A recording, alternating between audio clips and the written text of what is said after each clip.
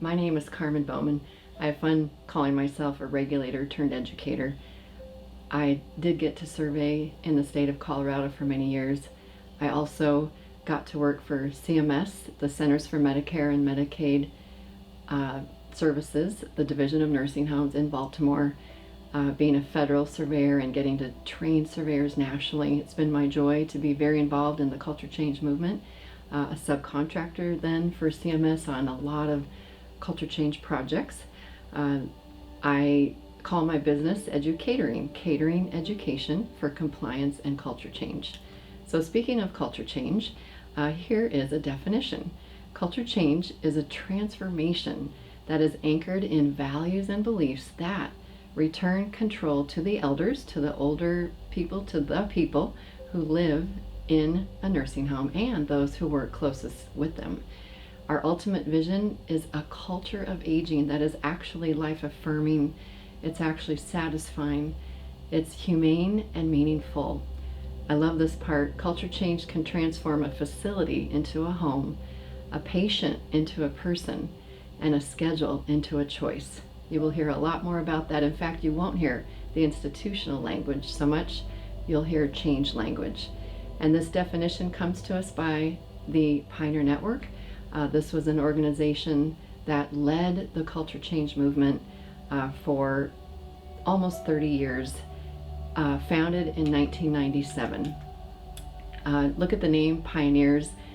These folks across the country were really cutting a new path, swimming upstream against a very strong institutional culture. And they have 13 actually, core values. And one I'd like to draw to your attention is this: to put the person before the task. That is another way of saying culture change. When we say culture change, we do mean just changing the institutional culture. We also reference it, as you heard, as transforming institutional culture. Pioneers, again, here it is, transform cultures that are very rigid. We have a lot of rigid, rule-oriented cultures. Sadly, we don't have to. They've proven it. They've changed them to be more flexible so that team members, I say that instead of kind of that generic word staff, can honor resident preferences and choice is actually maximized. Our movement is really about changed mindset, changed heart, changed culture, changed principles, philosophy, values, and it's not about programs. I would love to encourage you to think about that word program. It's the mark of an institution. We call everything a program when your life and my life doesn't comprise of so many programs. And in recent days, the Pioneer Network and the Greenhouse Project have joined to now become the Center for Innovation. Let's look at the language. I'd love to show you something here. So if someone older has to move out of their home, the time has come to leave this dear home of 40 years that's so hard. Where do most people tend to move to first? Independent, what's it called? Independent living. And then they need more assistance. And where do they move to? Assisted, what's it called? Assisted living. And then they need more care. And what do we call it? Long-term care. I want you to watch this. Where did the living go? Even in our language, even in our titles, the living disappeared, but it doesn't have to. Something else I want to show you, and I'll bring it together here. CMS in the State Operations Manual, first section, definitions, back in 2016, defined for the first time person-centered care. It means to focus on the resident as the locus of control and support the resident, the person, in making their own choices and having control over their daily lives. Sadly, most nursing homes aren't known for that, but it's right in the regs. And something I want to point out is, to be honest, I don't know that that really defines care. I think it defines living. It's more than care. In fact, beware, person-centered care is not the same as culture change. Somewhere along the way, people started to interchange the terms. Culture includes care, but it's a lot more than care. So person-centered care does not equal culture change. And to be honest, the idea, the language of person-centered was already outdated when CMS did publish this in 2016. So think about person-centered. Wow, that's good, right?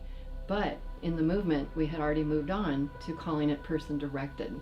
One of the leaders in our movement, Dr. Maggie Calkins, pointed out at a big national event, the Creating Home Symposium in 2018, that self-directed is what we mean. Because you and I want to self-direct our life as long as we live, no matter where we live. And so we had moved on to person-directed, self-directed, resident-directed, and we had moved on from care. Think about this. Care gets talked about a lot. Medical care, clinical care, care, long-term care, person-centered care. And what's missing, like I pointed out, even in the definition, I think it represents life personally. And so learning from others in this movement, we need to focus more on the life that people are living and not just the care that they are receiving. And we'd love to invite you to join us. In fact, that's a premise of this Culture Change Grant project that's been taking place in Wyoming for 3 years. We call it Implementing Culture Change Throughout Wyoming, Affecting Resident-Directed Living, and get this, team member retention. Why? Because 30 years of our culture change movement have shown you will retain and recruit team members to want to work there when it's a change culture. And so as a part of this grant, I got to work with 5 nursing homes per year, and I got to invite them to learn about culture change. They committed to education once a month, they committed to a coaching call once a month, and they committed to implementing at least 3 culture change practices. And it's my joy to tell you that every home ended up implementing more than 3. You'll see. So a famous tool in our movement is called the Artifacts of Culture Change, and it was actually funded by CMS, Division of Nursing Homes. I was very fortunate to be the subcontractor to design this tool that did come out in 2006, and it helped homes to show the changes they were making. In fact, think of the word artifacts. If you think of a culture that has gone on before us, an artifact is something we find to prove that it existed. So these are tangible, concrete things that you can go look at and practically touch. If there's a dog that lives in the building, you can go see it and pet it. And purposely, we didn't make it an interview tool. They also exist, but they're more time consuming. We wanted to get to the practices. And so this tool represents the practices of a change culture. So be aware, watch, look around at the artifacts of an institutional culture, and then realize that there's lots of artifacts of change culture that are now markers of home. They are practices that reflect home. And then we got a grant and came up with an Artifacts of Culture Change 2.0. In fact, the Pioneer Network received the grant, a CMP grant from the state of Maryland. Thank you, Maryland. And we redesigned it, and it now has a much more simple tally point system. A home would indicate whether or not they have a practice fully implemented or partially implemented or not implemented, and I like to add yet. This really is a self-assessment tool. We refer to it as an inspirational and educational tool as well, just because if you read it, you'll get excited and you will learn. And then you could decide to implement some of these practices, and then it can be a benchmarking tool where you perhaps complete it annually and see progress. The development of the Artifacts 2.0 version was done very carefully and deliberately by PhD Dr. Amy Elliott, who's worked with us with this tool the whole time and was careful to validate it and also get it published, which it now is, and it's part of the international journal called Activities, Adaptations, and Aging, Dignified and Purposeful Living for Older Adults. In fact, we are making this journal a culture change focused journal, and we do have an open call for papers for culture change and transformation, and we'd love to invite anyone to consider doing some research and getting it published in our journal. This grant included getting to work with 5 nursing homes per year, and they committed to implementing at least 3 culture change practices. In most every case, they ended up implementing more, which is common.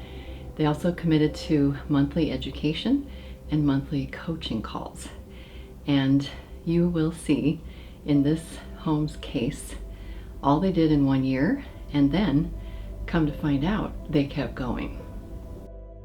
We now turn to the great state of Wyoming. We zoom into the town of Afton, and we get to hear the culture change story of Star Valley Care Center.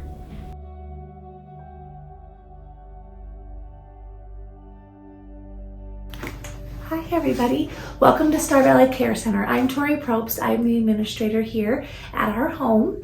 I'm here at our home at Star Valley Care Center, helping people thrive in the twilight of their lives and live meaningful, purposeful days is our passion. We are committed to creating a fulfilling future for the people we serve by welcoming them into our family and ensuring they maintain the highest quality of life possible. One way to accomplish this we have found here at Star Valley is through culture change. Culture change is an initiative and a conscious effort to shift our work to supporting person-centered care and to change our physical environment to be less institutional and more like home. After all, Star Valley Care Center is our residents' homes, and we want it to feel that way. Culture change is the move from institutional-like settings with constant call lights going off and very strict set meal times to transitioning to person-centered preferences. We want each resident to live their lives as they would at home, with us assisting with their guidance, and we really take that to heart. And culture change has helped us do that. So here is our culture change story. Thanks for listening. I want to tap into a few things that Tori just said. Notice how she referred to giving a fulfilling future. That is profound. In our culture change movement, we've learned from psychologists something called future self. And so you and I have a future self. You know what you're going to do later today, tomorrow, on the weekend, later this month. You know when celebrations are coming up, vacations. And sadly, when older people move into a typical institution, a nursing home, they no longer have a future self. One example that kind of depicts it might be that if people who live in the nursing home that you are familiar with, the only calendar that they have is the activity calendar, that's not a future self really. That's not their calendar. I recommend that we help people have their own calendar for one thing. There's so many beautiful calendars. It'll add to the room and add to the person's ability to see what day it is, and perhaps then take it the next step and help people to put things on their calendar. So another way to help people have a fulfilling future is to give back planning. And that is one thing this team did. It's a practice in our movement that we don't do all the planning. I was an activity director. I got paid to plan. And the one thing I would do differently is not plan. It sounds funny, but what I recommend is on every month's calendar to offer, if it's April, planning May, and actually planning June. You need time. Take your time, include people. We can bring what June is known for, what the special days are, but we give back the planning of their future. And way to go, Tori. What a beautiful way to say it. A fulfilling future. Something else Tori said that's so beautifully said is helping people reach their highest quality of life possible. Did you know quality of life is in the federal regulations for nursing homes? I'd like to show you here. We're going to zoom in on tag 675 quality of life, and notice here it also says that it's a fundamental principle of all care and services. That's actually new language since 2016. I'm grateful for it. However, I kind of wonder if there's a reason that typically life in a nursing home in general is not known for its quality of life. And here's my wonder, and anyone listening, maybe you could do something about it. You know, if you think of the activities regs, they go to the activity director, which is also required. Nursing regs go to the nursing team, director of nursing, which is required, etc. But we don't have a quality of life coordinator. So I want to just throw that out there. Could that be part of the problem? What if your team went after quality of life more intentionally, maybe with a coordinator, maybe. I don't mean to institutionalize it, but maybe it would make a difference, or a quality of life team, a quality of life coordination. And I betcha if we turned our attention to that and worked on being even more compliant with that regulation, it might bring about highest quality of life possible. And you'll see in this story that because they did commit to implementing culture change practices, quality of life definitely becomes the highest level possible.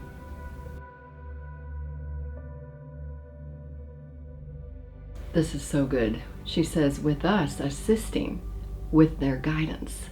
Do you see how profound that is? Wow, we should be on the sidelines, right? They are what Dr. Bill Thomas of the Eden Alternative and Greenhouse Project calls the stars. They are the stars. The elders, the people who live there, should be the stars of the show. Ha! And certainly at Star Valley. Tori also just said that the way we accomplish this is through culture change. Yes, however, here's something funny. She didn't even say this, but we thought she said the way we accomplish this is to culture change. Ha! And I really haven't heard people use it as a verb very much. And so we had fun with this. What if we turned it into a verb? To change, to culture change means to make the form, the nature, the content, the future course, etc. of something different from what it is or from what it would be if left alone, to change our opinion and to change the course of history, to transform. All of that is a good description of changing institutional culture. So let's all move into not only the noun, but also the verb, to culture change. And here comes the rest of the Star Valley story.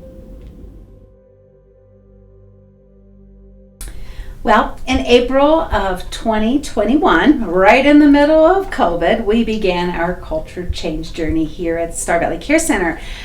Previously, our team members had attended a seminar with Carmen, and they came back so excited about bringing real life into the lives of our residents and had so many amazing ideas.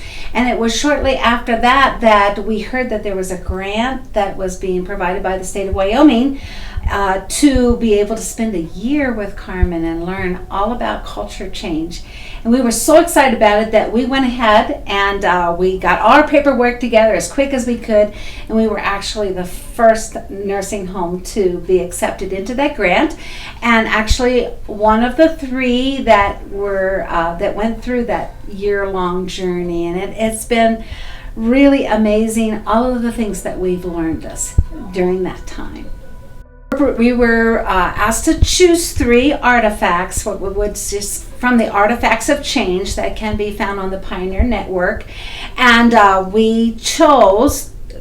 The first we chose was buffet dining, which was something that our director was really excited about and wanted to do.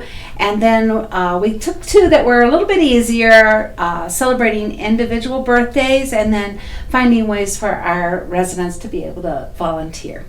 Well, we began with the quickest and the easiest one, which was to celebrate individual birthdays. Now, prior to my becoming the activity director, my predecessor would have a celebration right in the middle of the month celebrating everybody's birthday at once. And I found that it was very generic, and not only that, but it was confusing for the residents because they thought, it's not my birthday, so why are you singing happy birthday to me? And so one of the first things that I decided to change was to go ahead and celebrate that person's birthday on their day. But we did the same thing for everyone. Mm-hmm. And so after doing the training with Carmen, I thought, well, why can't we ask the residents how they would like to celebrate their day? And it was kind of amazing the different things that happened, the different requests. We had everything from my favorite candy bar to cheesecake to I want a carrot cake to the hardest one I think was the rhubarb pie in the middle of December. That one was a little tricky. How did you pull that one off? It was tough. I actually had some in my freezer, so I was very grateful. But anyway, also we had some people who said, please do not celebrate my birthday at all. I don't even want to acknowledge the day. And so we went ahead and followed their desires, and it's been really neat. One of the churches in the area volunteered to give us gift bags with little things like chapstick and lotion and a pair of socks and some Reese's candy and some different things. And so when they have their resident birthday, they get a card and they get a gift bag, and then they get their special treat that they chose. And it's been so cool to see the reactions. We actually had one gentleman in tears when he got his gift bag because he was so thankful and grateful that we remembered him that day. So Pam starts talking about volunteering and moves right into another practice, welcoming. So it's actually artifact number 1, and it has to do with making sure that new people moving in and their families are welcomed. Now, that can take on many forms. So perhaps a welcoming party, if someone wants it. That's something they learn. Not everybody wants one. It can be overwhelming. Maybe a mentor or a buddy. Maybe someone who lives there becomes a buddy to a new person. Maybe a staff member, team member also becomes a buddy, a guardian angel, something intentional. Perhaps you invite this person to have lunch with you as they're moving in, or dinner with you, or you've set it up with someone else intentionally. To be expected is something in our culture change movement that is so precious. If someone's moving into this home, they should be expected, right? We looked around and found different ways. One thing was we had not presently been having a welcoming committee, and so when new residents came in, we really didn't make them feel special. So we found some residents who are willing to take part in that, and so we get a card with their name on it and personalized, and everyone in the team, they sign it, and all the residents sign it, and then we have a little gift that we bring them in. And so when they come into the care center, they have a new home, but they have a new friend. They're greeted with a smile and with this little personalized card. And it's amazing because we still have some residents who've been here over a year, and they still have that welcome card proudly displayed. That's nice. So it's been really cool. We tried to find ways for our residents to volunteer. Volunteering is so important because it gives them that sense of satisfaction with their life and a purpose. We have one resident who anxiously awaits the end of the month because that's when she gets to volunteer to do the decorating for the next season. Or we have a seasonal tree that is just beautiful. Right now it's decorated with a February theme with Valentines and roses, and it's so she likes to help with that, and she'll put up window clings in the windows. She helps put up our large activity calendar that's displayed outside of the dining room. She'll help put in calendars in all the residents' rooms. So that is something that really gives her a sense of purpose and a way to serve others. One gentleman waits at the door anxiously every morning so that he can get the newspapers, because his job is to go out and distribute those to the other residents, and he takes great joy in that. One lady likes to wipe down tables and disinfect our bingo cards, and she is very adamant that those need to be done every single time, it gives her that sense of purpose and satisfaction. One of the ladies, when we have a cooking activity, she wants to wash the dishes. We had one gentleman who planted all the plants in our outdoor planters. And each one of these things gives them, again, that sense of purpose and a way of serving others. And many people ask, can this be done? Isn't it sad? We're always worried, can this be done? And the regulations support us once again. This reg used to have the title work, which is really appropriate. Now it doesn't really have a title, but 566 says residents have a right to choose or refuse to perform services. It used to just say residents have the right to not work. And it feels like, again, we stopped reading, but it went on to say, and they have the right to work if they want to. And so they did drop the word work. That's probably why it gets confusing. We're never making people work that live there, but we also know that people who live in a nursing home, they no longer have to make lunch, go to the store, dust, mop, make their bed. So what do they have to do? Nothing. And that's a problem as well. That's one reason why we have a culture change movement. And thankfully, there are regs that support these things. They do not detract. Did you know the culture change movement was built upon these regs? These regs go with culture change, and culture change is the way to meet the regs. So this reg points out that if someone does want to perform services, then you just do a few things that make sense. You document it for this desire to work.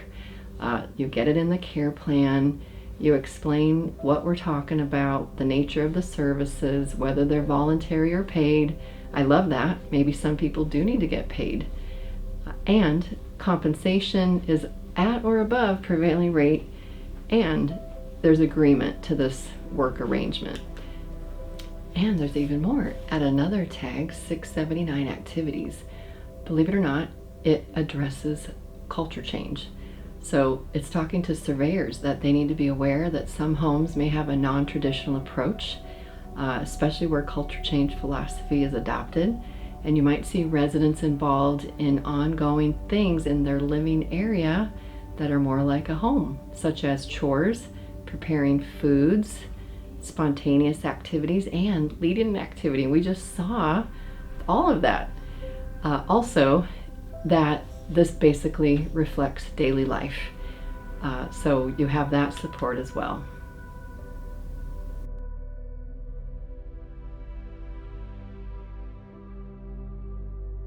They did a farmhouse thing that is just amazing and just so home, the atmosphere of home, and so inviting and warm. So it's been great. Okay, good.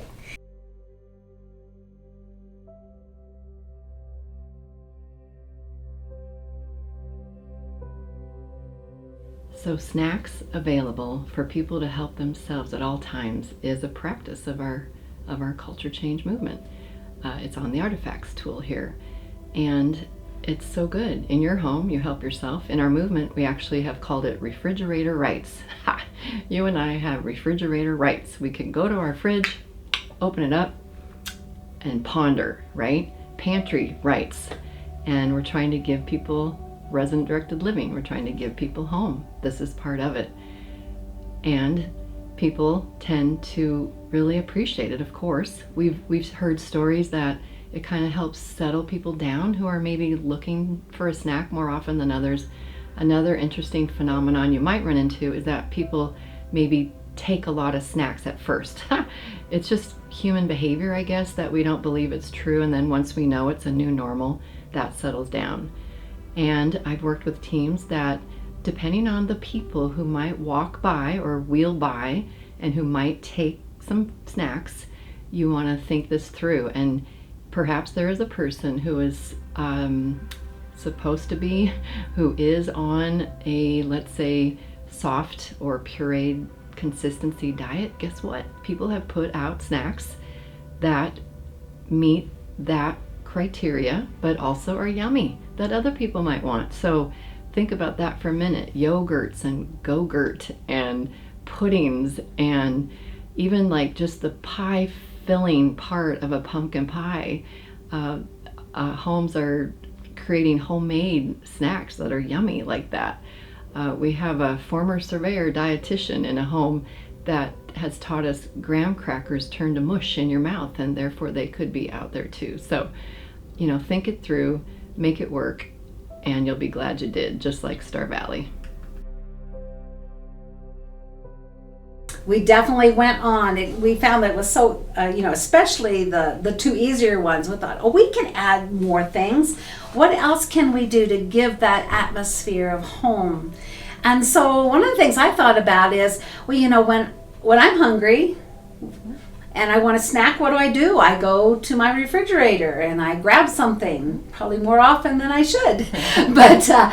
But our residents don't really have that opportunity. They have to ask. And so often the residents are uncomfortable with saying, could I have this or could I have that? They think they have to wait. So we do encourage our residents to have a refrigerator in their rooms, and they can put sodas and snacks in there. And for those who don't have those refrigerators, we keep a basket of fruit available at all times, and a little basket of snacks that they can go grab anytime that they would like something to eat, just like you would at home. We keep a carafe of coffee over on our table, and our gentlemen who really enjoy coffee can go anytime there and get a fresh cup anytime they want. So again, that makes it home. Another area that we implemented that was one that was quite difficult for me was, how do you handle the passing of a resident?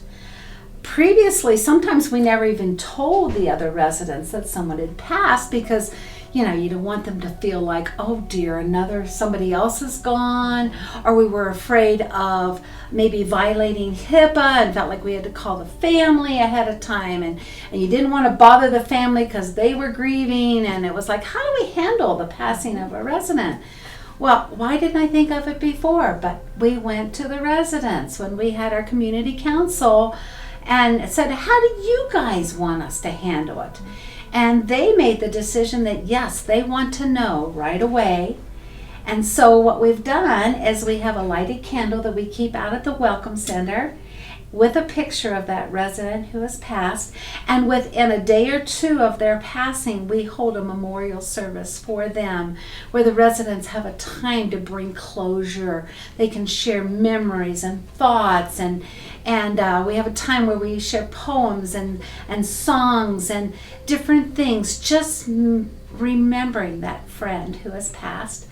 And not only that, I believe, Mary, when you do the new move-ins that come in, you put that into the agreement that they sign at the beginning, that they will be able to. We ask them if it's okay to share that information with because we explain that they become family to each other, and make sure it's okay with them before we do that. And so they give consent when they move in. We began a family council time where the families are invited in, and the families can come together, share their concerns and questions, and have a light meal together and a brief education time. And that was one of the changes we also made. That probably also makes them feel that they have other people that are in their same situation, so that probably helps too. Absolutely. Pam, your activities director, is really wonderful about getting us involved and active. We began to ask the residents monthly, okay, what kind of things would you like to do? What kind of activities bring meaning and joy into your life? And so they start helping us to plan the activities. Say, we had some ask, we want to go on a tour of the mine. So we made that happen. We took them to Bear World. We have taken them up in the mountains and done cookouts. They often request that during the nice... That's probably one of their favorites. Yesterday just had a pizza party because that was something they wanted to have. And so we take into account, as we plan the activities for the month, what is it the residents want to do? Not just what we think is best for them, but what do they enjoy? kitchen staff who's making meals and going above and beyond like they did with the pizza. And then we had requests for individual mailboxes to go around outside of each one of the residents' rooms where they can receive their mail. They can check daily to see if they have mail. And then we had one of our residents says, we need a community mailbox where we can mail our own letters. And so we provided that as well. We began to emphasize the move from institutional language to a language that sounds like home, how we would talk to each other if we were home. Care centers have been institutionalized for years and years and years, and our language reflects that, and we need to get away from that. We need to talk like we would talk at home because this is their home. And the way we talk influences our attitudes about how we think, about how we're interacting with our residents. This is their home.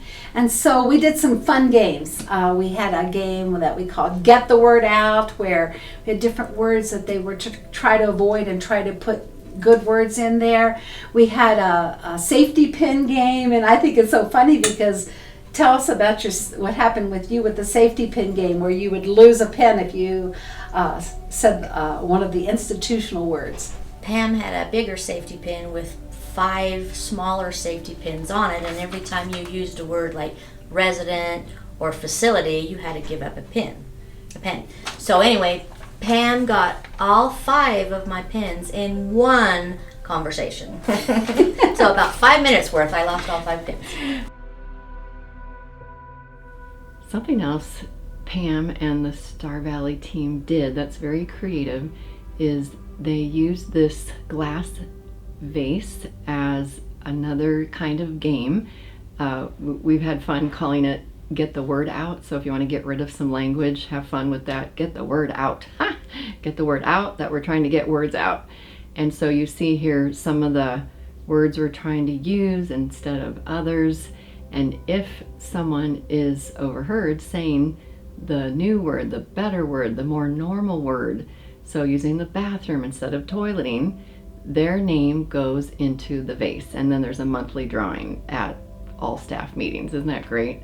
So creative. Apparently Pam also tosses candy, chocolates during trainings if she hears the language we're shooting for. And Pam has really become a teacher on this as well. She says words affect how we feel. She herself always apparently has used a password to get into the computer, I love my job. And she points out, what if it was, I hate my job? Ha! And both those sentences really affect your attitude. Sorry, we all know your password now, Pam. Ha! But it's a great point. And then she also says that these words affect our attitudes towards our friends who live here. And they really are friends. All these people are from the same town.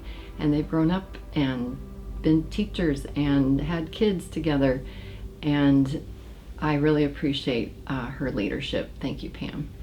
During our team meetings, we try really hard to just emphasize 1 or 2 things that will change our language.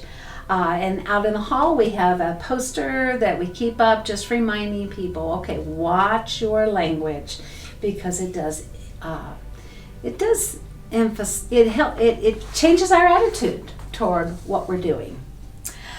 We purchased a new stove for the residents so that a lot of the residents could get in there and they could do some cooking with their families if they would like to. We have volunteers coming in and they make the dessert for the evening meal. Again, it's just such a good thing that we can do to bring that atmosphere of home here to the Star Valley Care Center. So good. I'm so impressed that this team kept going and now has a stove available. This is actually a practice in the movement and on the artifacts tool. I'd like to kind of flesh it out here. So some nursing homes have an activity kitchen. Some nursing homes are built in the household model. It's a house. Some are small houses, greenhouses. And so they have a kitchen. And then one other place where there's sometimes a kitchen is a therapy apartment. Most nursing homes have a rehab area with what typically is called a therapy apartment for people to practice being able to get home again. So the idea here is to make those kitchens available and let people know, let people who live there and their families know, hey, we have a kitchen if you ever want to use it. And the idea really is to support the people living there to continue to make or bake the things they're famous for. So if you have a kitchen and a stove that you can make it available for people, it again is resident-directed living and giving home back to people.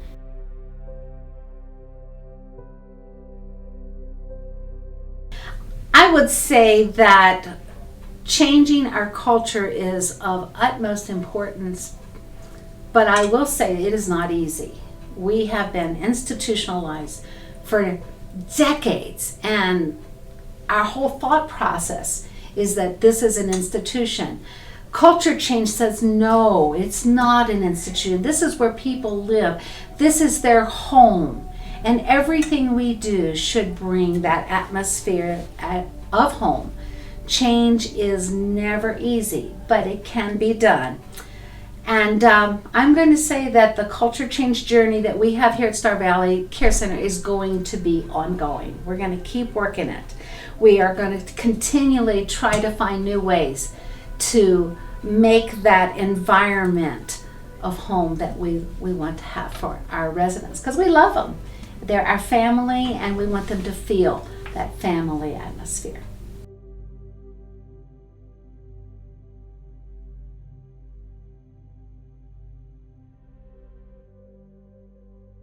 These are a semi-private room.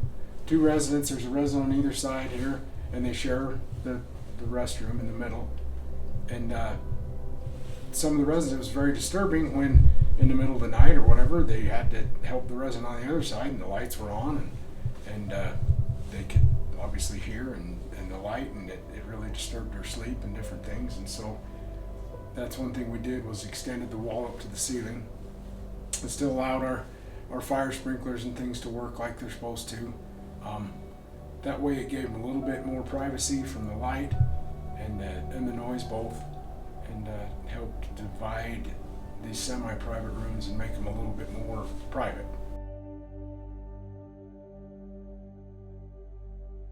This too is a practice in our culture change movement. So ideally, we have private rooms for everybody. That is ideal. And if that's not what you got, the next best thing is what we call privacy enhanced rooms. And so you heard this story where they kind of had it, but not really. And they made it happen with a full wall. I've also seen homes create the wall that can come and go, believe it or not. So if 2 people want it, you can have it. If 2 people don't want it, you don't have to have it. That's impressive.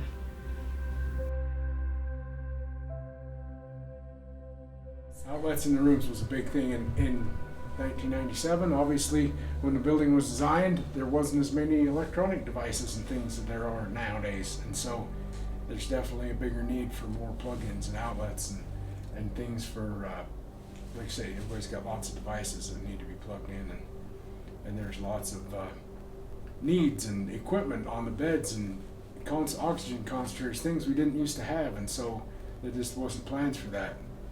And so by turning a duplex outlet into a quad, we're able to, without much work, we're able to add several more outlets per room to give them more options. So another practice of our movement is to offer a different style of dining. There's buffet style dining, come help yourself. Many have done it. There's family style, some have done it. You pass the potatoes around. We actually hear good outcomes. The food is hotter, people can help themselves. Boom, done. Also, there's restaurant style. And so you'll hear how this team chose to work on dining from the very beginning. And even though they weren't able to pull it off quite yet during that year of our project together, they kept going. And now you get to hear the rest of that beautiful story.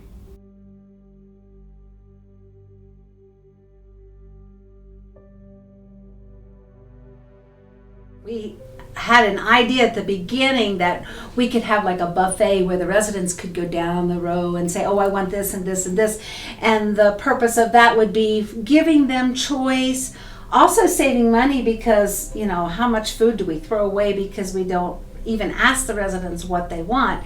So it was a great idea. But we found out that that just wasn't going to work in our situation.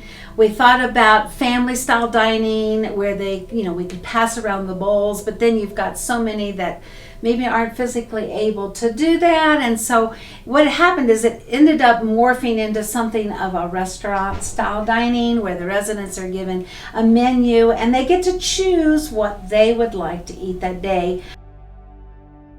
My name's Troy Bailey. I'm the registered dietitian here at Star Valley Care Center. I've been here about 7 years, and in that time our food service department has gone through a lot of changes. Initially when I got here, we had a batch cook service model, and what that kind of looks like, that's what most nursing homes have. That's what most long-term care centers have, and that's a food service model where all of the meals and everything is made in mass quantities ahead of time. So with a batch service model, with a batch cooking service model, it's generally a 2-item selective menu. So there's either option A or option B. And one thing we noticed is like, well, we had a lot of residents that, you know what, neither of those options sound good. And so what do we do to give residents more options? And that's something we really wanted to accomplish. With a batch service model, with everything being cooked in large quantities ahead of time, everything is cooked in the kitchen and then transferred to the dining room and then held for service whenever service happens to be. And some food items just don't hold very well. You know, when you think of something like fish and chips, for example, well, battered and fried cod or something like that may only have a stable time of up to 30 minutes. And if you're walking into the dining room an hour or two after the meal started, well, things are going to just deteriorate over time. So the quality of the food goes down as things are held longer. Other things that go on is the food temperature drops during the transition. In fact, what we often found was that in the time it took from food to be cooked and temped in the kitchen to by the time it was transported to the dining room, is we would lose as much as 10 degrees of temperature or more. So when the cooks are overcooking things, raising them to a higher temperature so that when we lose 10 degrees or more during the transition, they're still at the appropriate temperature come service time. Well, when you overcook foods, it deteriorates and the quality goes down as well. So those were a lot of things we wanted to change, we wanted to address. Another thing we wanted to work on was meal times. And so not everybody wants to eat breakfast at the same time every day. Not everybody wants to eat lunch at the same time every day. Some people prefer to sleep in. And so we wanted to find a way that we could accommodate for all of that and really improve not only the quality, but the resident satisfaction with the meals and promote more independence through more choice. And it's like a lot of our residents, when they only have a selection of either the beef or the pork today, you know, that doesn't really make them feel like they have a lot of options or a lot of choice or a lot of independence. And so these were all things we really wanted to address and improve on. So what we ended up doing was we transitioned to more of a room service type of a model. Not that we were always delivering meals to their rooms, but they have the ability to order what they want when they want. So instead of a batch cooking model where we're making everything in bulk quantities, because everybody is eating the same things, we've changed to a more on-demand, ready-to-cook, a cook-to-order type of a model. And so with this, we have a expanded menu where we've got multiple options for breakfast, multiple options for lunch, multiple options for dinner, where the residents can really choose what they want and kind of when they want it. And so if a resident wants a meatloaf for lunch, they can do a meatloaf for lunch. If they want a pizza, a burger, a grilled fish, a grilled chicken, a chicken sandwich, a tuna sandwich, or a salad, or whatever it may be, a pasta, a steak, you know, we're now equipped to handle that at any time. Whereas before, if a resident wanted something that wasn't on the menu, well, odds are we may not have had it in stock. And also, we may not have had the time and ability to make it for them because we were so focused on the batch cook model. So this was kind of a hard transition. It required a lot of change, but it's something that's really been beneficial to the residents. One thing we've really liked to see is because they have more choice, they feel more empowered over their care. You know, where at this stage in life with our residents kind of in their fading years, a lot of their choices are limited, and power over their choice of food is one of the few choices many of them have left, that being able to offer them more independence with that has actually been a really big benefit to them. So to accomplish this transition, it took a lot of planning, it took a lot of preparation. Some of the biggest changes it really took, though, was we kind of had to redesign our kitchen a little bit and redesign a lot of the work areas. The biggest change we had to make was we took out the main cook prep area, the main work tables, and replaced them with a work area that had refrigeration units immediately underneath. So with this, the big change here is now all of the ingredients, all the prepped ingredients that the cooks need to be able to make any entree item at any point in time is now right at their fingertips. Under the batch cooking model, the cooks and our dietary staff would have to go back to the refrigerator, back to the walk-in, back to the freezer to grab any ingredients they would need and then bring those to the work area for them to make.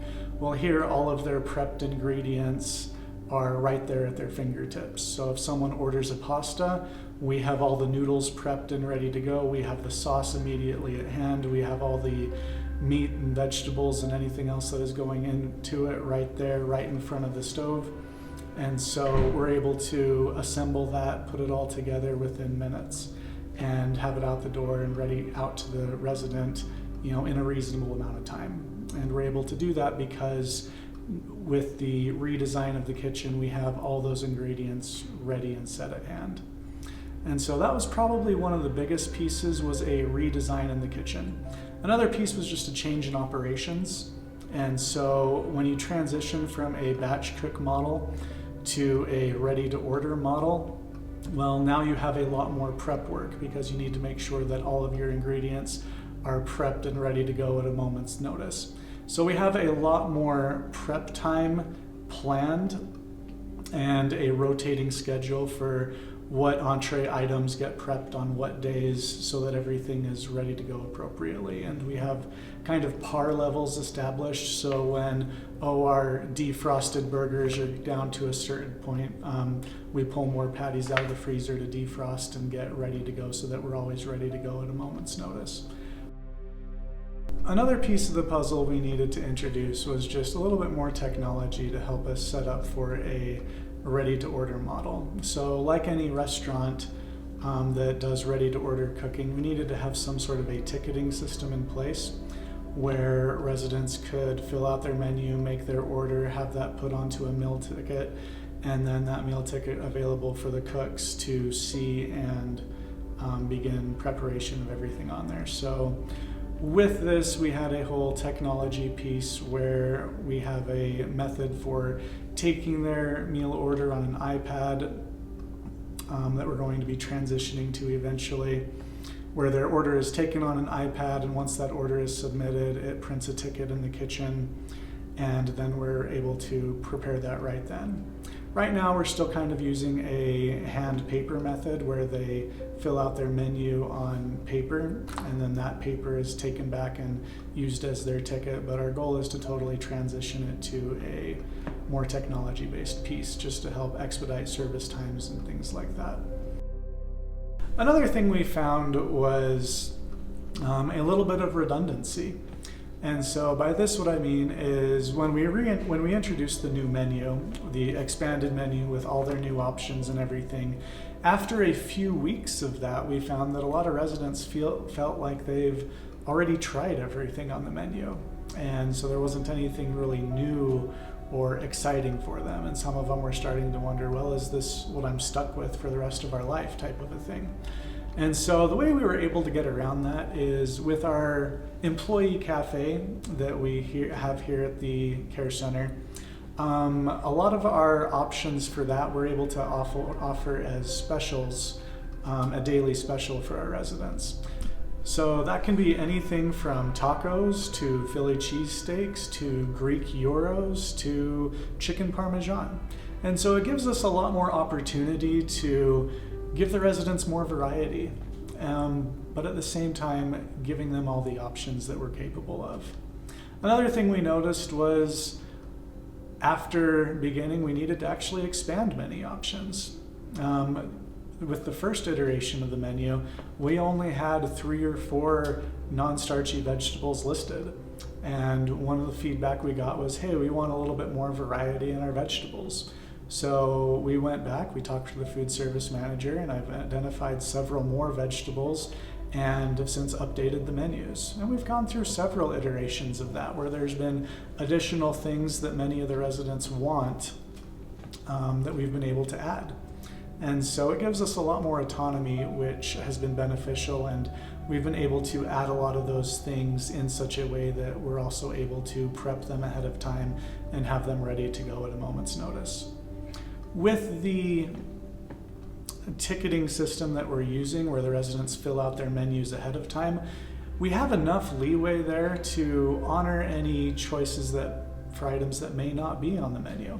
A good example of that is maybe something like a baked potato. We don't have a baked potato standard on the menu, but where we're getting the menus back from the residents on a regular basis with enough lead time, we're able to make something like a baked potato ahead of time for them. And so this has just been another instance where we've been able to expand our offering to the residents in such a way that it's beneficial for them and still give them what they want while balancing it with what the kitchen is able to provide for them. As we've transitioned to more of a room service, restaurant, made-to-order cooking method, a question I've always gotten from other people has been, how do you guys honor diet orders and therapeutic diets and things like that? What do you do for a diabetic when they're ordering everything they want? What do you do for someone on a low sodium diet? What do you do for someone on a texture alteration and things like that? And with those, it gives me as the dietitian more of an opportunity to provide education. A good example was we did have one day where a resident ordered an exorbitant amount of carbohydrates, even though they should be on a diabetic diet. And so this gave me an opportunity to take their menu into them, look over it with them, and kind of show them what their choices are doing. Now, we still honor resident choice. If a resident really wants 90, 100 grams of carbs with a meal, we're still going to honor that. That is their choice, that is their right. But it gives me an opportunity to show them and educate them and show them this is your menu that you filled out. These are all the carb choices that you're making. Are these choices wise? Do you understand what this is doing to your blood sugars? Is that really what you want? And so there's been a lot of great educational opportunities for me as the dietitian and the diabetes educator to have with our residents. And inevitably, with each instance that's happened, it's been kind of fun to watch them make their choices later. That example, for example, where I had a resident order an exorbitant amount of carbs with breakfast, the next day and for the rest of the time after, her breakfasts were very appropriate, generally between about 45 and 60 grams of carbs, which is appropriate for most diabetics. And so it's been nice to be able to see that it can be used as a learning opportunity and that the residents by and large have been receptive to that learning opportunity. When it comes to residents on texture modifications, many of the items that are on the room service menu, we're still able to adjust the textures appropriately and provide them to them. But once again, that's also an area where we still honor the resident's choice where appropriate. Where residents that, maybe would be on a minced and moist type of a diet, some things we do liberalize to more of a soft and bite-sized or just soft texture for them to eat. And usually that's an area where we have discussions with the residents ahead of time. We know what they're going to be doing, and we've made that decision with the resident, with their family, to liberalize their diet textures to maximize their quality of life here at the during their last years here at the care center. And that really has been a benefit to them, to offer a lot more joy, happiness, and quality of life and satisfaction, because at this stage in their life, food is one of their main joys and one of their main sources of happiness. And so we're happy to do what we can to maximize that for them as we're able. So Troy really referenced this. We call it informed choice, and it comes out of regulatory language, and it's an artifact. It's a premise of our movement, and it's beautiful. So residents are educated in making informed choices about their diet. I love this. Look at who does what. We do the informing part, just like Troy. He's educating. He's just talking, having a conversation with a person about their body and their diabetes or high blood pressure, whatever it is, and how those carbs maybe are affecting their body, and some ideas on maybe doing it differently, but never pushing. He too said it's their choice. So we do the informing part, they do the choice part. And CMS tag 561 is all about self-determination, the right to make choices about aspects that are important to the person. And did you know tag 578 is also the right to request, the right to refuse, and the right to discontinue treatment, and diet would be in that category. This leads us to another practice, another artifact that you heard Troy talk about, and that is that a home has a policy to consider the regular diet for all residents, ideally, prior to restricted diets. So I want to teach you a little bit more about this. First of all, CMS does have a section at tag 692 called diet liberalization. Believe it or not, they recognize this and they guide you, kind of like what Troy did. Make sure you're talking to the person and or family if that's the appropriate person. So go get some evidence of support there and guidance as well.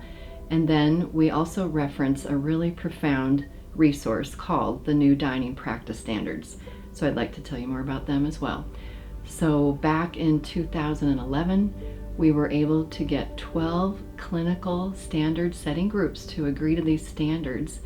They are available for free at the Pioneer Network website, and they guide professionals in how to help people who live in nursing homes eat what they want to eat. We reference a lot of research, which I'd like to show you right here. The research ends up showing us that all these specific diets, diabetic diets, low sodium diets, low fat, low cholesterol, look at this, they are not shown to be very effective for older adults, typically for older adults living in the nursing home. The diabetic diets don't really reduce the blood glucose levels, and therefore should only be used when benefit to the individual has been documented. I love that.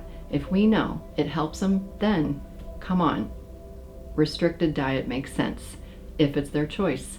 Low sodium diets also not shown to be effective in this older population for reducing the blood pressure or exacerbations of the chronic heart failure, and therefore also should only be used when benefit to the individual has been documented. And one more, low fat, low cholesterol diets have only a modest effect on reducing the blood cholesterol in this older population, and therefore should only be used when benefit has been documented. There's the key, and that's why places like Star Valley have been able to move towards regular diets.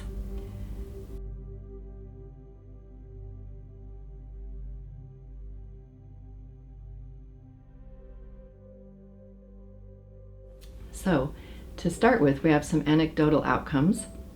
You heard we're not wasting as much food when people order what they want. Certainly higher satisfaction.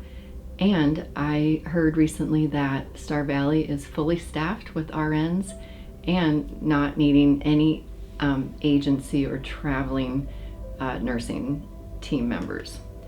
We also have their artifacts tally. So this is after their first year that they worked with me. The artifacts fully implemented went up 28 to 33%, partially implemented went down, and not implemented also went down. These are all positive movements to have more implemented practices. And we didn't do the math, but I counted, and this team pulled off 12 practices in that first year and 12 more. They're not even all represented in this video.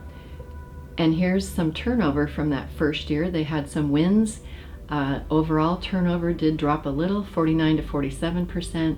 CNAs dropped 70 to 55%, and LPNs dropped 100% to 0. I think it's like what we said of no matter what they have to do, they have a decision. So how would you like your bath, when, or shower, or just making sure the way you're wording things is that they know that they have that option, you know. Yeah, we don't tell them what to do, Yeah.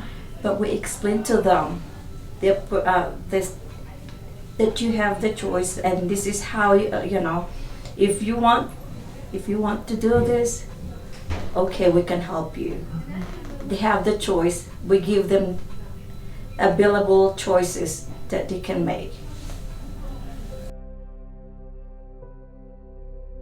I like the atmosphere, and I like that we can do what we need to do without asking permission.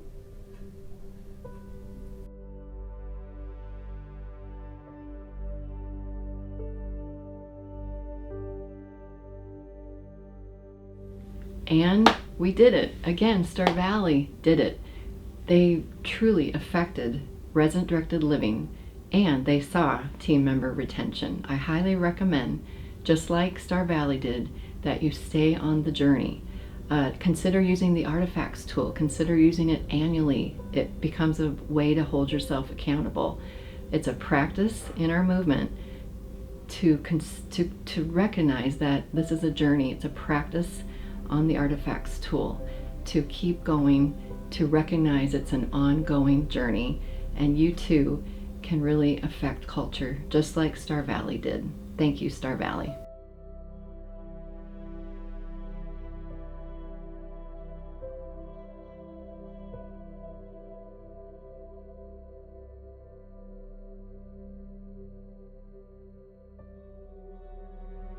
One regret. That's when they put me in that room when they thought I had COVID. Yeah, our world kind of changed a little bit with COVID, didn't it? Oh, I'll tell you what. If they ever done that again to me, I'd open that door and run home.